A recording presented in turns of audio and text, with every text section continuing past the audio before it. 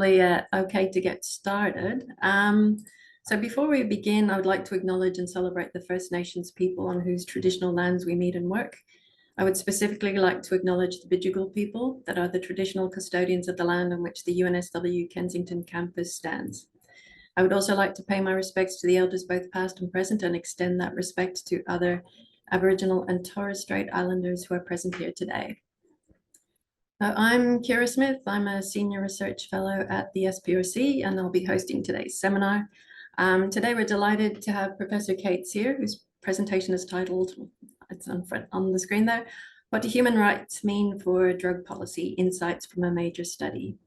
So Professor Kate Seear is an Australian Research Council Future Fellow and a Principal Research Fellow in the Australian Research Centre in Sex, Health and Society at La Trobe University. She's also a practicing solicitor. Kate has a multidisciplinary background in sociology, gender, and law. She's the author of 4 books and more than 75 academic publications exploring topics such as the links between alcohol, other drugs, stigma and the law, and drugs, gender, human rights, health, and the body. Her most recent book is Law, Drugs, and the Making of Addiction, Just Habits, and was the winner of the UK's Socio-Legal Studies Association's History and Theory Book Prize. That is quite a mouthful. I read that earlier and thought, I'll have to try and get that right. So thanks everybody for joining us. So Kate will speak for about 40 minutes and after that we'll have a Q&A session. So you're welcome to submit questions into the chat during Kate's talk and we can go through them afterwards. I'll also invite you, if you've submitted a question, you're welcome to answer it in person yourself. So before we begin, can I just ask everyone to please mute themselves? And if you identify yourself, or if you do ask a question afterwards, if you could identify yourself. And also just to note that Zoom has a closed captions option at the bottom. So you can turn that on by clicking the CC closed captions button, which is on the right-hand side of the screen at the bottom. And also just to let you know that this seminar is being recorded and it'll be uploaded to YouTube, and a link will be emailed within the week to everyone who registered. So please keep in mind that the videos, including the audience Q&A, will be available publicly on YouTube and discoverable through search functions. So without anything else, I'll hand over to Kate. Thanks, Kate. Thanks, Kiara. Many thanks. And hi, everyone. Thanks so much to everybody for joining today.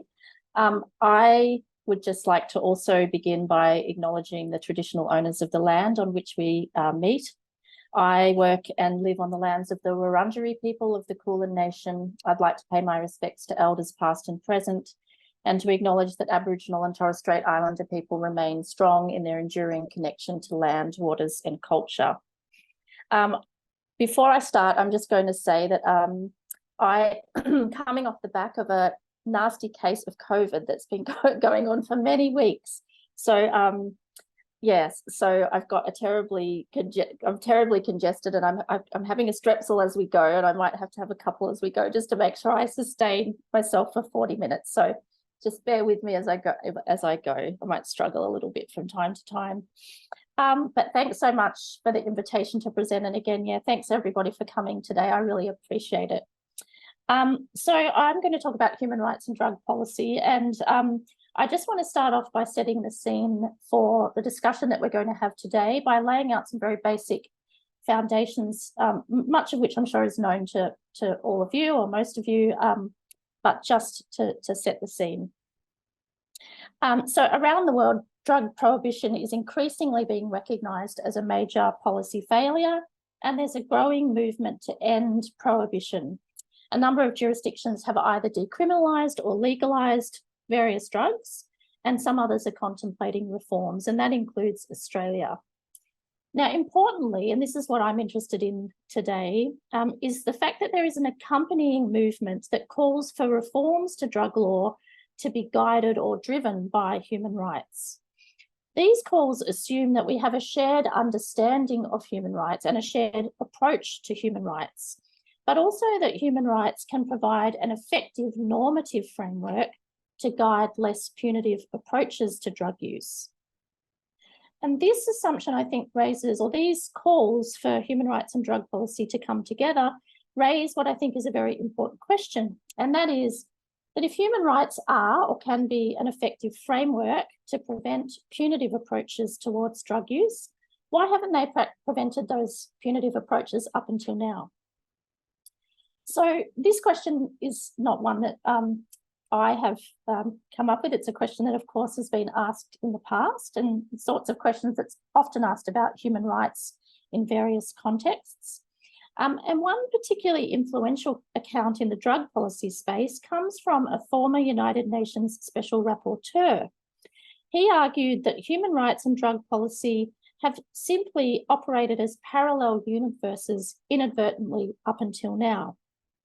Now, this account doesn't persuade all observers, some of whom find its emphasis on accident unconvincing.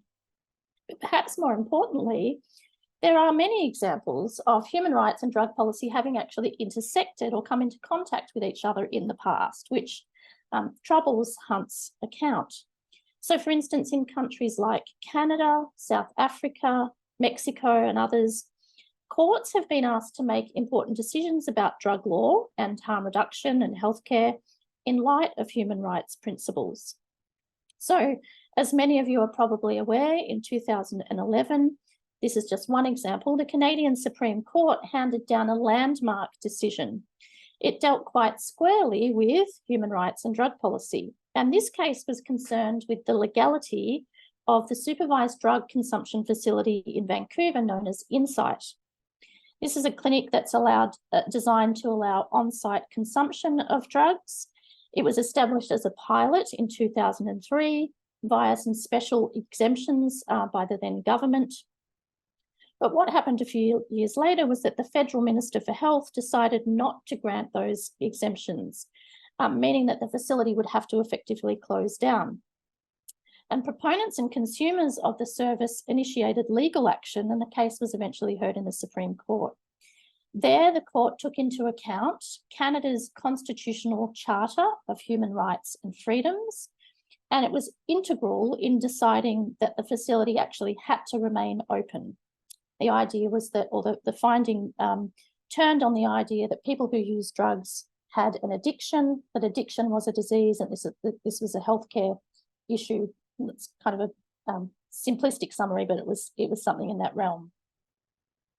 Now, in South Africa and Mexico, courts have also handed down important decisions about drug policy that were shaped by considerations from their respective human rights frameworks.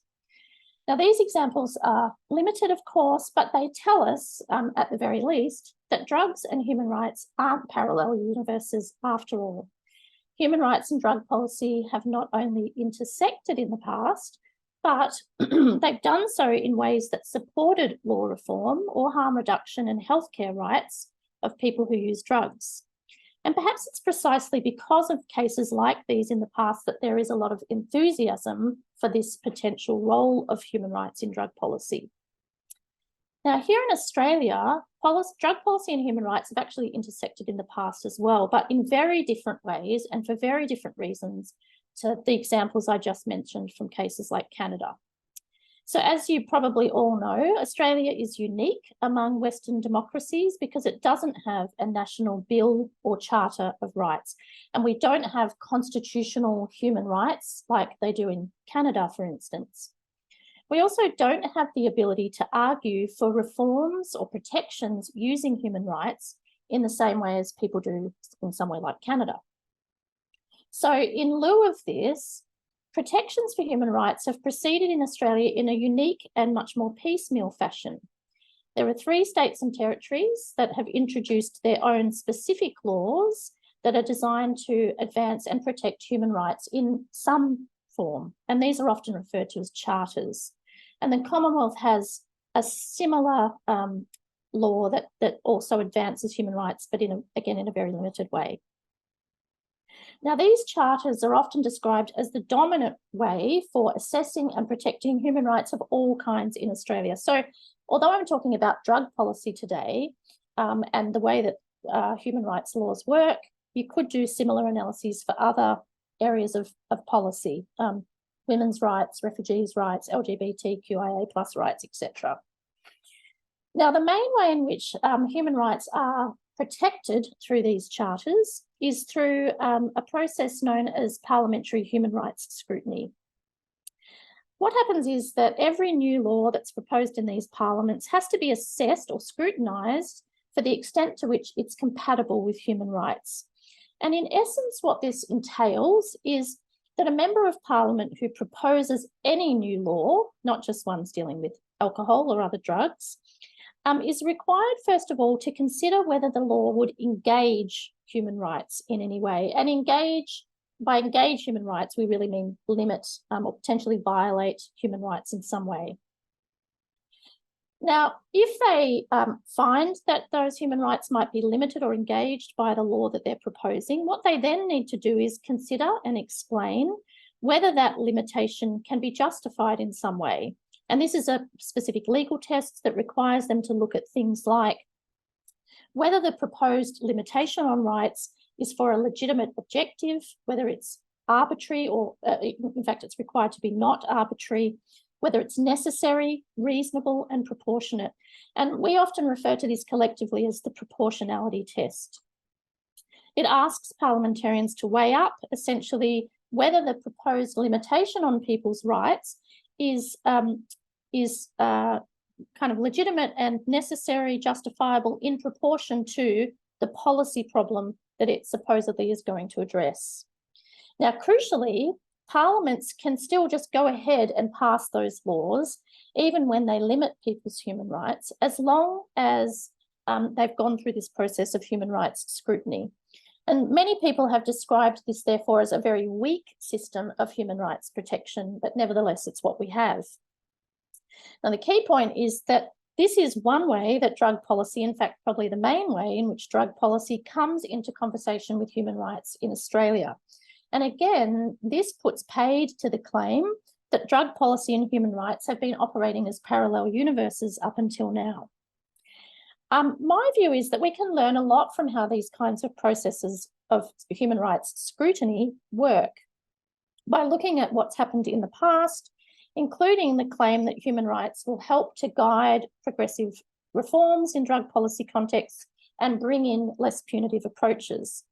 So I'm going to come back to these charters in Australia in just a little while, but I just want to set the scene for you by saying that we do have evidence of human rights and drug policy talking to each other in Australia. But I want to return to that question that I mentioned a bit earlier, and that is this question about the sort of enthusiasm that exists for human rights. And if they are, in fact, or could be an effective framework to prevent punitive approaches towards drug use, why haven't they done that up until now? Or in fact, have they done that? So a second quite different possibility is that human rights are actually problematic, that they may be less reliable for people that society considers as less than human. This is based on a totally different and more critical approach to human rights, and this is one that holds that human rights aren't actually neutral and universal, as is often claimed, but that they instead reflect distinctly Western, humanist, masculine ideals and concerns. And this critical approach suggests that rights haven't always protected the interests of people that society considers less than human, and that includes women, First Nations people, LGBTQI+ populations, and others who fail to fit normative Western masculine ideals of the proper human. And there's a literature on all of these issues. Now, as I'm sure you're all well aware, people who use drugs are often viewed as less than fully human within Western liberal discursive contexts that valorize certain kinds of character traits like rationality and order that people who use drugs are often said not to possess. That is, people who use drugs are often viewed as compulsive, irrational, chaotic, and so on. So the question here is it perhaps that people who use drugs are seen as less entitled to human rights protections? Or might the system prioritise certain interests or values in ways that don't actually mesh with the needs of people who use drugs or how they are perceived? It's also possible that people who use drugs might appear as needing to have their human rights limited for one reason or another, or they might even appear as deserving of more punishment because of the reasons I mentioned earlier. So these sorts of issues pose, I think, a significant challenge to human rights enthusiasm, including the notion that this is the ideal framework upon which we should base sweeping and less punitive policy reforms. So my research is essentially concerned with these issues. How do drug policy and human rights actually intersect? How is the human understood in this context? And can human rights really be harnessed to guide the future of global drug policy in more humane and effective, less punitive directions? What would this actually mean and what would it look like? So the central premise of the project that I'm talking to you about today is that if we want to know how human rights and drug policy might work together, we should start by looking at how they've already been informing each other here in Australia in those jurisdictions which require parliaments to scrutinise their laws for human rights compatibility. And then we should look carefully at a related set of issues like, are the human rights of people who use drugs often engaged when laws are proposed by Parliament? In what circumstances? What do parliamentarians say about whether those limitations are justifiable or proportionate? What logics are in circulation? What ideas about drugs and drug use are being deployed? And what ideas about people who use drugs are being mobilised? The idea here is that if we delve deep into looking at these issues, we can first of all get a sense of whether enthusiasm for drug policy and human rights is well-founded or perhaps misplaced, at least in the Australian context and under this limited system that we have. And second, that we can learn more about the potentially normative dimensions of human rights and whether they both rely on and reproduce normative preoccupations, values, and concerns about what it means to be human and the relationship between that and drug use. So the key point I'm working with here in this project, to be clear, is that human rights aren't necessarily a flawed basis for reforming drug law and policy.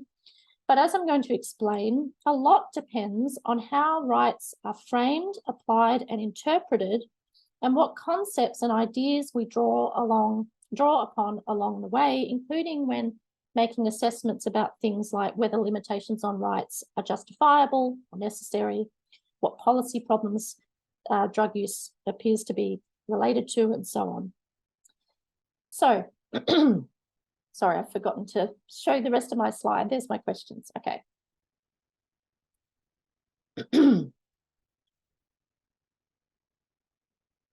So over the last few years, I've been exploring these questions through a major project funded by the Australian Research Council, which is my future fellowship. It's supported by an expert advisory board. It's staffed by Dr. Sean Mulcahy. And as I'll explain in a moment, we've had a number of anonymous interviewees who've generously given their time to the project. So I want to thank and acknowledge everybody who's involved, but particularly Sean Mulcahy, who's a central person in this project and has done a huge amount of work. The project involves looking at human rights across 4 stages, which you can see there on the slide. So in stages 1 and 2, we've undertaken a detailed analysis of all of the bills that came before those parliaments that I mentioned, ACT, Queensland, Victoria, and Commonwealth, and that were subject to that human rights scrutiny process I mentioned earlier.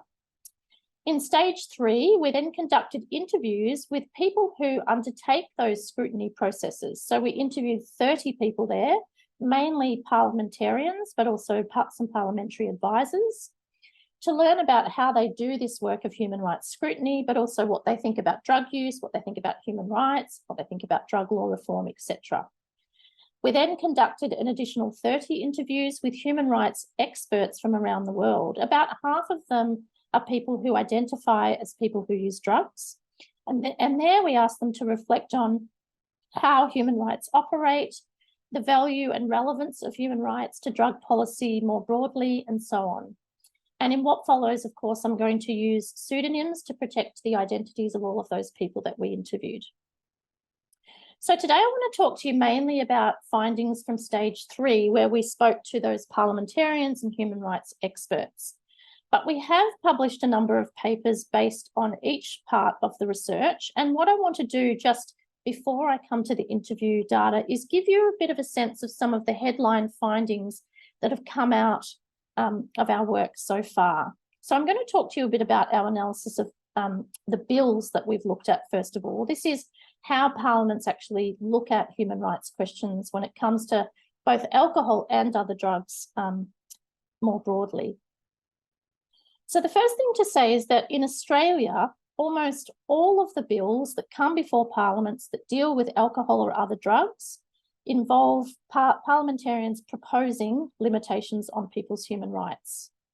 Parliaments routinely argue that the limitations that they're proposing are necessary, justifiable, and therefore proportionate, and pretty much all of those bills then just get passed into law.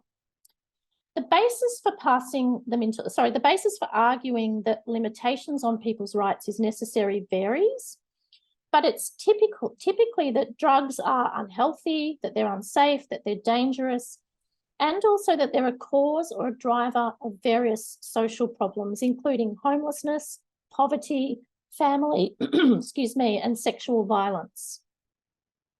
Now, importantly, when alcohol and other drugs issues are centred as the key driver of these various social problems like family violence, parliamentarians and the scrutiny process fail to consider the potential role of other factors that might also be important. And the most obvious omission here concerns gender. So I've mentioned a paper there where Sean and I talk about this. These omissions are partly an effect of the requirement of human rights scrutiny processes that I mentioned earlier, that measures should not be arbitrary.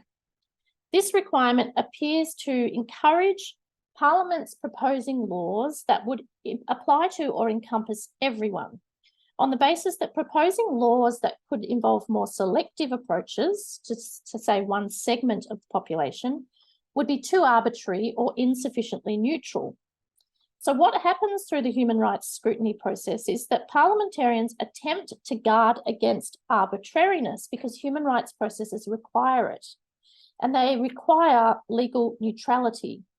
This authorises universal measures like controlling the alcohol or drug consumption of all people, women and men, in an attempt to protect all people against what might otherwise be unreasonable, inconsistent, or otherwise biased exercises of authority and power by the state. And this is something that we argue is a perverse outcome for some populations, particularly women, who are far less likely to contribute to problems like family and sexual violence. And yet they are at risk of having their rights infringed on the basis of generalised attempts by the Parliament to prevent people from offending.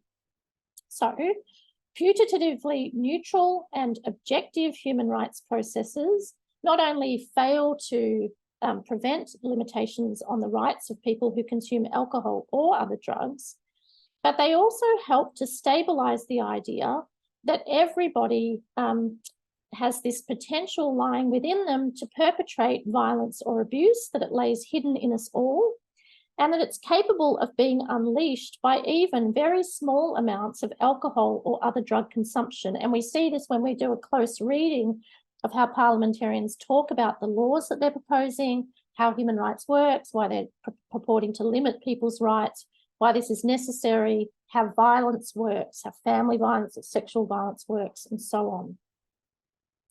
So overall, what we've found in this research is that human rights processes very often foreclose any sensitisation towards gender, and they also buttress or enable seemingly gender neutral, less arbitrary, less targeted measures in ways that are potentially unjust, or at least raise questions about equity.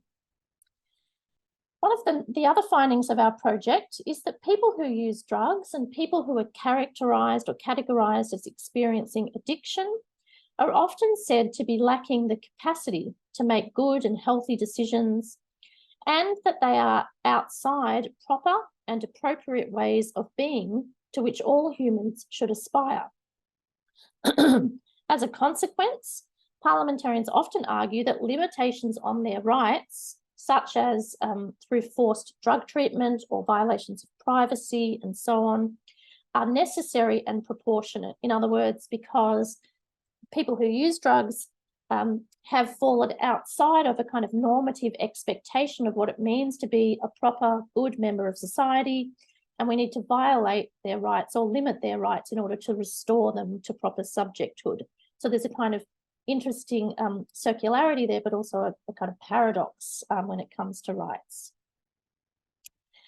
So far, not a lot to be enthusiastic about when it comes to human rights. But that said, we have also found that things can unfold differently. And this is sometimes, this is possible where different ideas about drugs or drug use and the human are able to be introduced into the human rights process. Excuse me. So in a recent paper, I've explored some of the ways that this is happening, as ideas about what drugs are and what drugs can do are starting to shift. So looking at some recent bills that have come before parliaments, which propose both the legalisation of cannabis in the ACT and access to medicinal cannabis in Victoria, the ACT, and also the Commonwealth, I found that opening up access to drugs was said not to be at odds with human rights, which is often the case, but, and that's been the dominant narrative until now, but in fact that opening up access to drugs for people was in fact compatible with human rights and compatible with ideas of human flourishing. So medicinal cannabis in particular has actually started to be positioned as variously valuable, palliative, a necessary component of functional family life, and is capable of actualising the right to health, including for parents and their children. So we're seeing a significant shift here, not just, of course, in law itself, but in the logic and rhetoric that's being used as these laws are funneled through human rights processes. We see how ideas about drugs are starting to shift. So drugs have started to be spoken about as the solution now for various problems rather than the cause of various problems, which I think is very interesting, including the pain associated with certain medical conditions. But more broadly, cannabis is starting to be linked, hang on, I'll go back, sorry, I'm just here, to a good or better life. Cannabis is starting to be linked to a life that's free of pain, suffering, and disability, and all of these things have been positioned by parliamentarians as valuable goals for us as a society. Now, these ideas can, of course, be criticised, including because they arguably promote ableist ideals. But the key point is this, that the compatibility process for human rights is quite flexible. It's able to accommodate these new logics and ideas as they shift and change, and they can be fit within conceptions of what the human is or who the human is and what kinds of humans we should be aspiring to be supporting as a society. Human rights processes rely very heavily on these kind of modes of connection or logics of connection. And this is a concept that I borrow from the work of, excuse me, the science and technology study scholar Bruno Latour, who's written about law as characterised by these modes of connection of logics and concepts. And I've explained that in more detail elsewhere, including in the book that Chiara mentioned at the outset. But a lot turns on the ideas that we hold about drugs, but also the ideas about what it means to be human, including ideas and values that we might hold around human flourishing or thriving. Perhaps most importantly, drugs, the human and human rights have the capacity to shape or constitute each other. And we see that with the emergence of these discourses, not just about medicinal cannabis, but about cannabis in the ACT around the legalisation debate. And this is of special interest to me. So as I argued recently, when we look at rights in these ways, they can tell us a great deal about the humanist, individualist, gendered, racialised, ableist, and heteronormative priorities that are embedded in and reinforced through human rights, as well as ways that these priorities change or come under pressure, and what happens when we submit established categories such as the human to critical examination through human rights law. So in what follows, I'm going to build upon the foundations from this series of papers that I've just kind of skated through very quickly to talk to you about the interviews that Sean Mulcahy and I have conducted. And in particular, I'm wanting to explore further this idea that drugs can potentially disrupt how the human in human rights is understood, or at least how these relationships are thought about. So today I want to argue that drug policy can become a way for forging new conceptualizations of human and non-human relationships. In other words, I want to talk about and think about what human rights and drugs can do when they're brought together.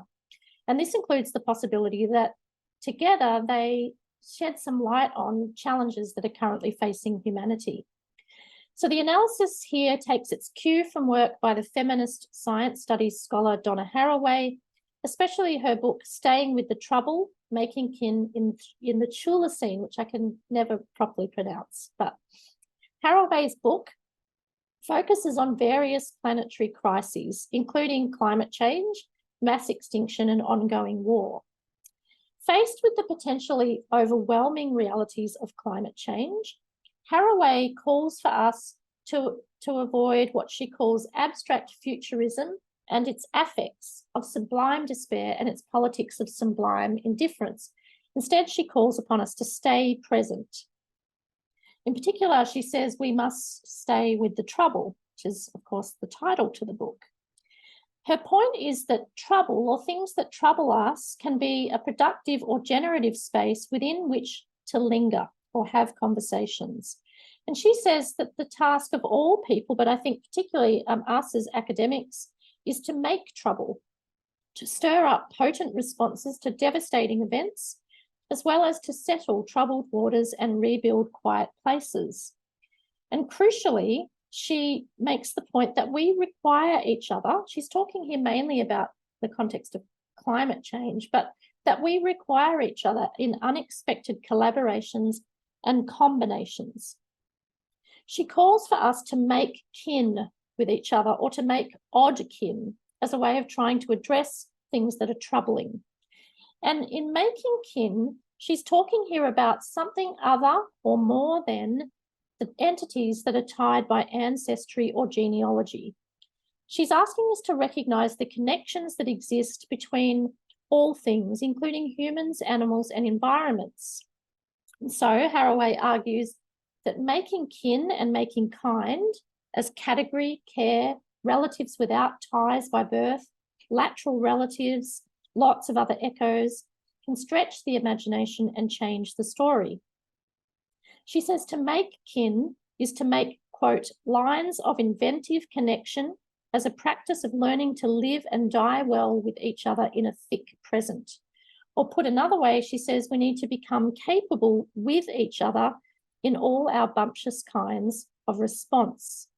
And here she's referring to the notion of what she calls responsibility, which she contrasts to the conventional liberal notion of responsibility. Now, as I said, Haraway's main focus is on climate change, but it can be extended to crises of various other kinds. And these ideas have begun to be applied to drug policy, including in important recent work by Suzanne Fraser, which has helped shape my thinking for this talk, and which I want to squarely acknowledge as a real inspiration for this analysis. So in what follows, I want to explore how the people that we've interviewed for this project conceptualize the links between human rights and drug policy. And what we've found is that both drug policy and human rights are thought by some we interviewed, or by many we interviewed, to pose this interesting opportunity to explore interconnectedness. I'm going to argue that we can potentially make new kin or new ways of caring about things through drugs and human rights. And this is a very different kind of way of thinking about the value of human rights for drug policy to the kind of narrow conceptualization with which I started. That is the idea that human rights can drive drug policy reform. This is a much bigger picture conceptualization. So when we sat down to interview parliamentarians and their advisors, we had a very broad-ranging discussion about the nature and value of human rights broadly. as well as that scrutiny process in particular, as well as its meaning for drug policy. And here I want to touch on just a couple of the key things that came out of those interviews. The first was that although many of the people that we interviewed, particularly parliamentarians, took the process of human rights scrutiny quite seriously, just as many essentially didn't. They had concerns about the process, or they didn't take it very seriously themselves, or they expressed concerns about the quality of how human rights processes or assessments rather were undertaken.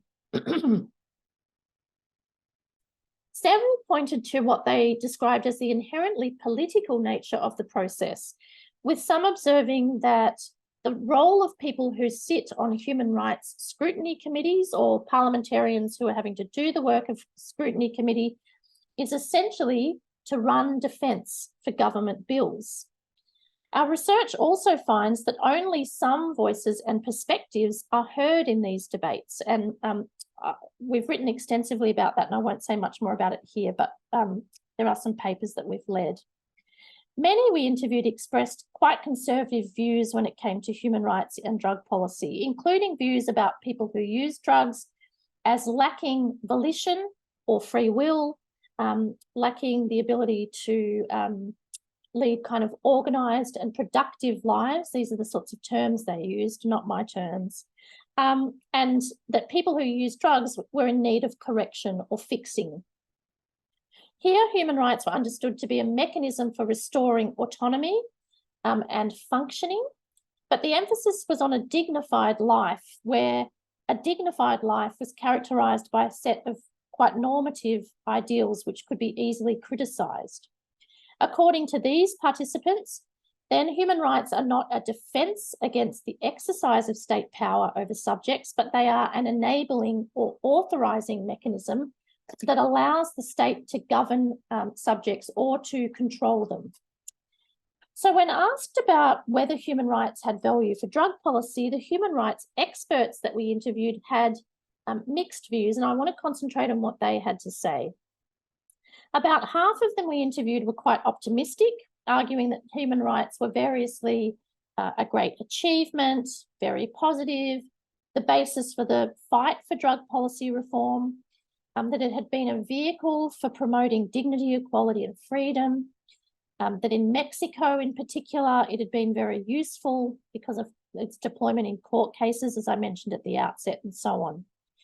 Some were cautiously sceptical, saying that human rights could play a role in drug law reform, but that they were not a silver bullet. But others were critical. Some said that they'd been of very little use to drug policy up until now, that they were not very effective, for example, because states still carry out the death penalty for people who use or supply drugs, that they don't protect freedom because you can't be free to choose what substance you want to take and put into your body, and so on. Interestingly, there were a number of people we interviewed who claimed that their own jurisdiction was the worst when it came to human rights. So some said Colombia was particularly bad, the UK or Europe, that Australia was very bad. But Judith, who I mentioned right at the end there, essentially said that people are using human rights as a way to try to reform a system that cannot be reformed. So at first glance, all of these perspectives seem totally incompatible, but the picture is more nuanced when we think about what interviewees actually understand human rights to mean. So as one of our interviewees, Jerry, explained, it's actually hard to put your finger on what people actually mean by human rights. Another participant said that this language isn't always used in the same way. And somebody else said that it means a lot of different confusing things. It operates at a whole bunch of different levels. John summed up this particular point quite succinctly. He said it's worth thinking about what's meant by human rights. Is it human rights law, human rights activism, human rights as a part of governance? It's got to be a mix of all of those things, because human rights laws on their own don't do very much unless they're really embedded in national constitutions. So when we start to think about human rights in this way as something that operates at different levels in different ways, or that means different things to different people, we started to see that interviewees thought that human rights might be of value more broadly, but also in quite creative and innovative ways. So according to Philip, human rights are just one part of a broader strategy to agitate for law reform, and it's not necessarily or always about the law. Another participant said that they're useful as a form of kind of empowerment or a way of improving or encouraging civil society to engage with issues that might be of significance to them. So I've got the wrong quote up there. That's the quote I'm looking for. Okay. And sticking with this idea that human rights are actually a way of forging new connections or movements or actions, but also of having conversations, a kind of language through which to have conversations with other people.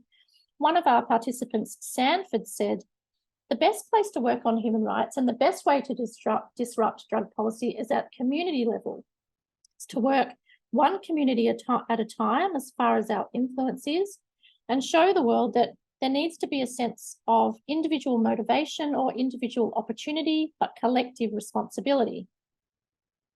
What we start to see here is that our interviewees think about human rights as a means to make connections in different ways. They're a mechanism to forge links with or between communities or grassroots groups, and it's a way in which to instill a sense of collective responsibility or interconnection. Julie said that human rights are a way in which we can begin to be able to have conversations about drug policy.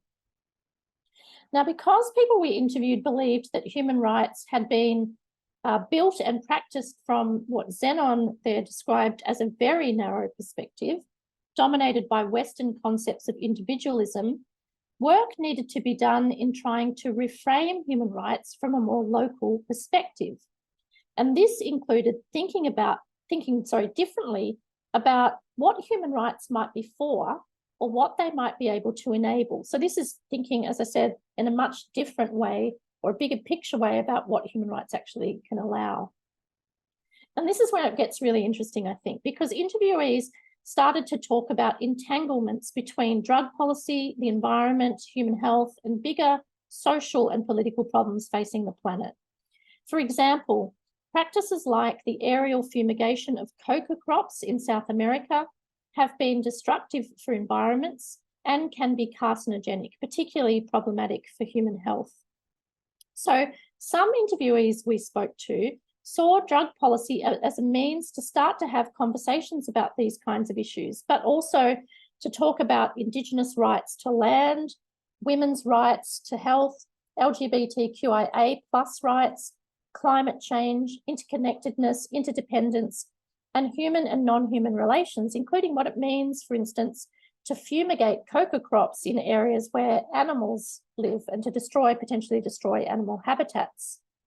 So, for instance, as Max explained, I believe that the understanding we have of human rights has to evolve, no doubt.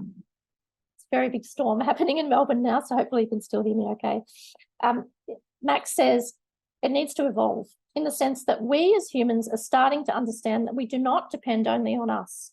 We should not talk about the rights of humans only. We should talk about the rights of nature, the rights of environment, the rights of animals, etc. I think there will be a point where these things need to be universal. We cannot keep thinking that we are alone in this world. And I think your question can somehow fit in this path. For example, there are a lot of social movements that have started to walk this path.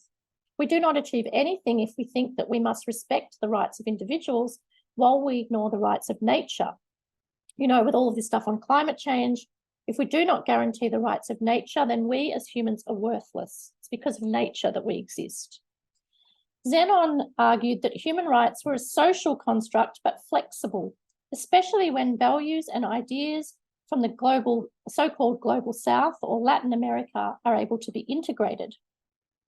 Recognition for the value of ancient practices with plants, including cannabis, coca, and ayahuasca, was said to be just one aspect of this, as was the need to incline to our ancestral and ancient knowledges.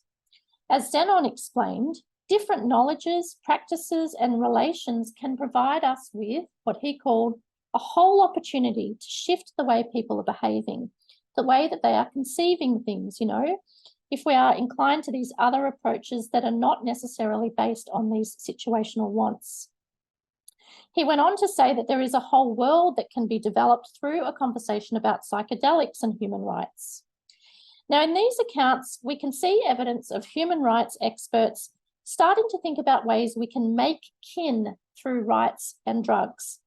They are reconceptualizing both human rights and drugs as a space through which to start to incorporate multiple knowledges and practices, including commitments to nature and plant life, and to the interconnectedness of human and non-human animals, as well as our environment.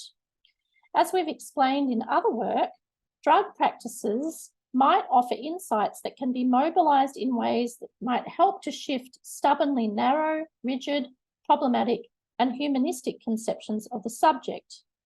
This includes potentially individualist conceptions of the human, reimagined through drugs to solidify newfound respect or different ways of thinking about nature, plant life, different forms of consciousness, as well as I mentioned, as the environment. So I want to close by returning to the question with which I started. Situating myself and this research project within global debates about human rights and drug policy, as well as calls for reform to be guided by human rights, I expressed some skepticism about enthusiasm for rights, asking why, if human rights are an effective framework to prevent punitive approaches to people who use drugs, why haven't they prevented those practices up until now? When looking at how human rights and drug policy have intersected in Australia, and when speaking with parliamentarians and their advisors about how they approach these questions in Australia, there isn't a lot to be optimistic about. But the picture changes when we talk to global human rights experts. They conceive of human rights much more broadly. They conceive of them as being sufficiently flexible to allow for new knowledges, ideas, concepts, and connections. They're not constrained in thinking about the possible value of rights in the ways that I was, and they were asking bigger and more expansive questions than I did, although at times we prompted them to try and be imaginative when thinking about these issues. But the question for them is not simply, why haven't human rights prevented punitive approaches until now? Rather, the question is, how can we think about rights and drugs flexibly and via each other to imagine new possibilities and futures? Their accounts may provide space, in Donna Haraway's terms, to stretch the imagination and change the story about what drugs and human rights mean, but also what rights